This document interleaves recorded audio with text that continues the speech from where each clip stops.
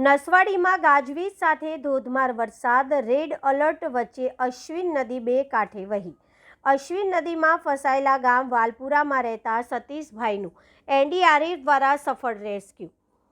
છોટાઉદેપુર જિલ્લાના નસવાડી તાલુકામાં હવામાન વિભાગ દ્વારા આપવામાં આવેલી રેડ એલર્ટની આગાહી વચ્ચે ગઈકાલે મધ્યરાત્રિએ 12 વાગ્યા પછી ગાજવીજ સાથે ધોધમાર વરસાદ તૂટી પડ્યો હતો। ભારે વરસાદના કારણે સમગ્ર વિસ્તારના નદી નાળા છલકાઈ ગયા છે અને નીચાણવાળા વિસ્તારોમાં જળબંબાકારની સ્થિતિ સર્જાઈ છે।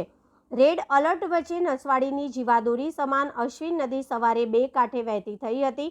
નદી કિનારે આવેલા ભોલેનાથના મંદિરે સેવા આપતા એક યુવક રાત્રે અચાનક નદીના પાણીનો પ્રવાહ વધી જતા ફસાઈ ગયા હતા। ચારે બાજુ પાણીનો વિકરાળ પ્રવાહ હોવાથી બહાર નીકળવું શક્ય નહોતું। સમગ્ર ઘટનાની જાણ થતાં જ એનડીઆરએફની રેસ્ક્યુ ટીમે સ્થળ પર પહોંચી ભારે જહેમત બાદ ફસાયેલા યુવકને સહી સલામત બહાર કાઢ્યો હતો। ભારે વરસાદના કારણે નસવાડી નગરમાં પણ ચારે બાજુ પાણી ફરી વળ્યા છે। જલારામ મંદિરથી 4 રસ્તા તરફ જતો રસ્તો તેમજ 4 રસ્તાથી મુખ્ય બજાર તરફ જવાનો માર્ગ સંપૂર્ણપણે બંધ થઈ ગયો હતો, જેના કારણે વાહન વ્યવહાર ઠપ થઈ ગયો હતો। બીજી તરફ હરિપુરા ગામમાં નીચાણવાળા વિસ્તારોમાં રહેતા લોકોના કાચા મકાનોમાં પાણી ઘૂસી જતા ઘરમાં રાખેલ અનાજ અને ઘરવખરીને મોટું નુકસાન પહોંચ્યું છે। ગામમાં સંપર્ક તૂટી જતા ઘટનાની ગંભીરતા જોઈને નસવાડી તાલુકા વિકાસ અધિકારીએ તાત્કાલિક હરિપુરા ગામની મુલાકાત લઈ પરિસ્થિતિનો તાગ મેળવ્યો હતો।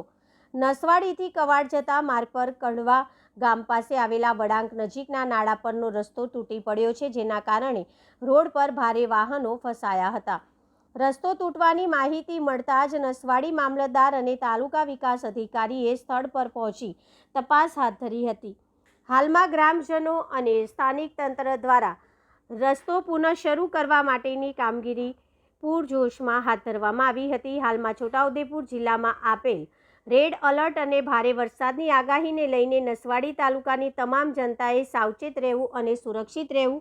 રિપોર્ટર રાકેશ તડવી, છોટાઉદેપુર।